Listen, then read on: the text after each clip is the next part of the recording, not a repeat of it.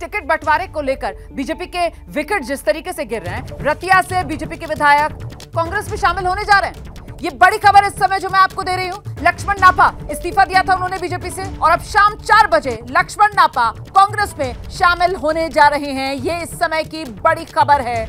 BJP से ticket नहीं मिला तो रतिया के विधायक लक्ष्मण नापा बीजेपी छोड़ कांग्रेस का दामन थामने जा रहे हैं। लगातार समर्पित एक कार्यकर्ता की तरह मैंने पार्टी में काम किया है, सरकार में काम किया है, तो टिकट कटेगी तो है कि नाराजगी तो होगी। क्या कोई बातचीत हुई थी टिकट को लेकर? नहीं, लगातार टच में थे। नायब सैनी जी के साथ मनोहर लाल जी को भी मिल के गया था, तो उन्होंने कहा था भी कोई आपको किसी प्रकार की टिकट कटने की आपकी कोई ऐसी बात नहीं है। लेकिन जब लिस्ट आई तो हम बड़े अचंभे में थे कि टिकट कटी है। तो अकेले आप नहीं हैं, आपके अलावा कई लोगों की टिकट कटी है। क्या आप लोगों ने उनसे संपर्क? नहीं, मेरा किसी से कोई संपर्क नहीं हुआ। मैं उनसे, मुझे क्या हाल है, मैं तो आपकी रतिया के हल्के की बात करूंगा। मैं कोई इतना बड़ा लीडर तो नहीं है उनसे संपर्क करूँ। मैं किस लिए करूँगा? मैं तो आपका विषय देखूंगा कि मेरा विषय कहाँ ठीक है। क्या आपकी टिकट काटकर सुनीता दुग्गल को टिकट दी गई है? क्या ये भी एक नाराजगी रही है? नहीं, नाराजगी तो मैं तो अपनी टिकट की नाराजगी कर रहा हूँ। भी मेरी टिकट काट के किसी को देंगे तो नाराजगी तो है ही। तो अब क्या अगला कदम क्या होगा? मैं अभी माननीय हुड्डा साहब से मिलके आया हूँ, और शाम को 4 बजे सभी गाँवों के सरपंच, सभी हमारे नेता जितने मेरे साथ आ रहे हैं, मौजूद आदमी रतिया विधानसभा के, सब हम कांग्रेस ज्वाइन करने जा रहे हैं। क्या बातचीत हुई है कोई टिकट को लेकर? नहीं, टिकट तो हमें ये है कि ओड समाज से मैं आता हूँ, तो भारतीय जनता पार्टी ने पिछली बार मुझे टिकट दिया, लेकिन अब जो 67 टिकटें डिक्लेयर करी उनमें एक भी टिकट ओड समाज को नहीं है। तो हमें लगता है कि जो वंचित की बात करते हैं, हम डिप्राइव्ड लोग हैं, उनको अगर भागीदारी मिलेगी राजनीतिक, तो हमें लगता है कि कांग्रेस हमारे ऊपर विचार करेगी। लेकिन लगता नहीं कि सर जिस तरीके से विधायकों की टिकट काटी है, नाराजगी लोगों में बढ़ रही है, इसका बीजेपी को नुकसान है?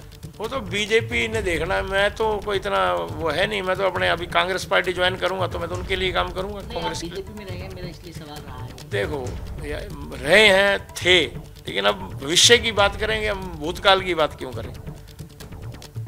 तो टिकट कटने के बाद कोई पार्टी के लोगों से ना बात? नहीं, वैसे आया 1-2 सीनियर नेताओं का फ़ोन, तो मैंने कहा कि मैंने फैसला ले लिया और मैं कांग्रेस पार्टी ज्वाइन कर रहा हूँ। तो फाइनल हो गया? फाइनल हो गया, कांग्रेस पार्टी शाम को ज्वाइन कर रहा है। तो कोई बातचीत हुई है? टिकट आप चुनाव लड़ेंगे या नहीं? मैंने बार कह रहा हूँ, अगर पार्टी मेरे नाम पे विचार, मुझे उनको लगता है कि इसके साथ इतने सरपंच हैं, इतने नेता, इतने लोग हैं, जनता का प्यार इसके साथ है, तो मुझे लड़ाएगी कांग्रेस।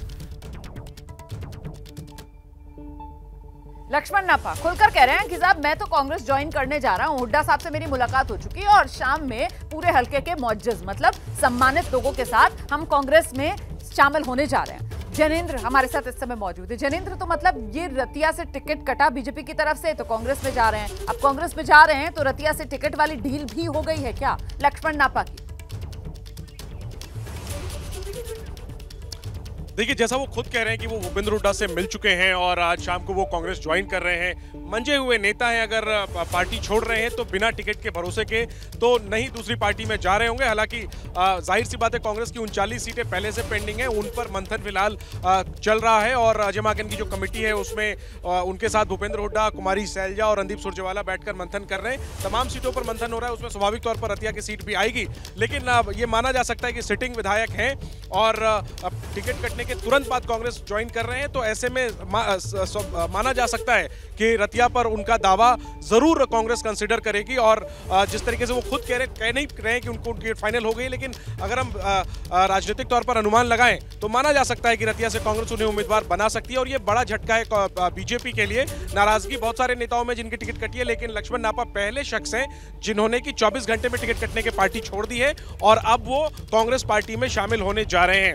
इंतजार हालांकि रहेगा कि क्या रतिया से कांग्रेस उन्हें मौका देती है। रोमाना, लेकिन ये भी बड़ी दिलचस्प स्थिति बन रही है, क्योंकि जिस तरीके से आप और मैं लगातार बात करते हैं, तो हरियाणा 90 विधानसभा सीटें और उम्मीदवारों की फहरिस्त में जो नाम थे वो कितने थे जैनेंद्र? 2500 से ज्यादा, 2586, जिसको लेकर हम पहले चर्चा कर चुके हैं। और ऐसे में एक तो अपने इतने उम्मीदवार जो इस इंतजार में कि टिकट मिल जाए, और लीजिए अब बीजेपी से भी ये सैलाब सा आने लगा है कांग्रेस की तरफ, जिसमें ये नाम यहाँ पर लक्ष्मण नापा जी का जुड़ गया है, तो मतलब कांग्रेस में तो फिर प्रॉब्लम ऑफ प्लेंटी होती हुई अब नजर आ रही है।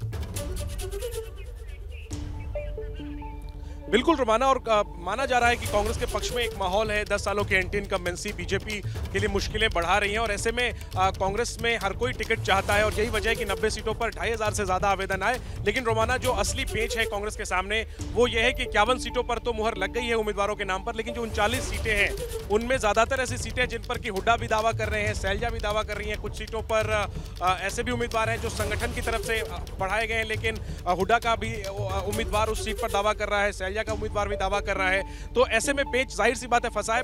प्रॉब्लम ऑफ प्लेंटी है कांग्रेस के सामने, लेकिन क्राइटेरिया विनेबिलिटी ही होता है। अगर जैसे लक्ष्मण नापा का उदाहरण है, अगर इनकी विनेबिलिटी जो है वो कांग्रेस को नजर आएगी तो बाकी दावेदारों के मुकाबले इन्हें तरजीह भी दी जा सकती है।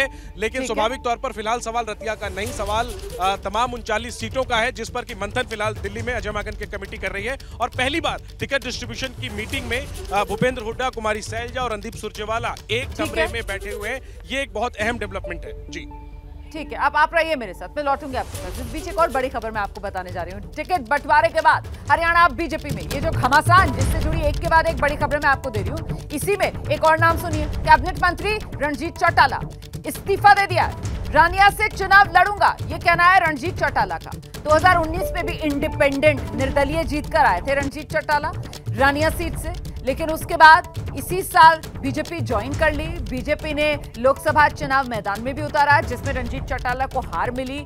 डबवाली से चुनाव लड़ने का ऑफर था, जो ठुकरा दिया गया है रणजीत चौटाला की तरफ से, और अब हुंकार भर रहे हैं, मैं तो रानिया से ही चुनाव लड़ूंगा। सीधे आपको लेकर चलते हैं, हमारे सहयोगी सचिन इस समय मौजूद हैं। सचिन, जो बगावत वाली लिस्ट है बीजेपी के नेताओं की, उसमें नाम रणजीत चौटाला का भी, वहीं रानिया से ही चुनाव लड़ने का मन बना लिया, ऐलान कर रहे हैं बाकायदा। जी, ये हमें समझना होगा कि अब तक जो बगावत बीजेपी में हो रही थी उसमें one of the biggest development है रणजीत चौटाला का जो है बगावती होना। क्योंकि रणजीत चौटाला पहले से ही कह रहे थे कि मैं रानिया से चुनाव लड़ूंगा, और रणजीत चौटाला जो हैं, क्योंकि चौटाला परिवार से आते हैं, चौधरी देवीलाल के परिवार से आते हैं, तो सारे एरिया में जो है, रीजन में जो है उनका एक वोट बैंक है और प्रभाव है जो चुनाव को प्रभावित कर सकता है। तो बीजेपी के लिए निश्चित तौर से ये जो है चिंता का सबब है रणजीत चौटाला का बागी होना।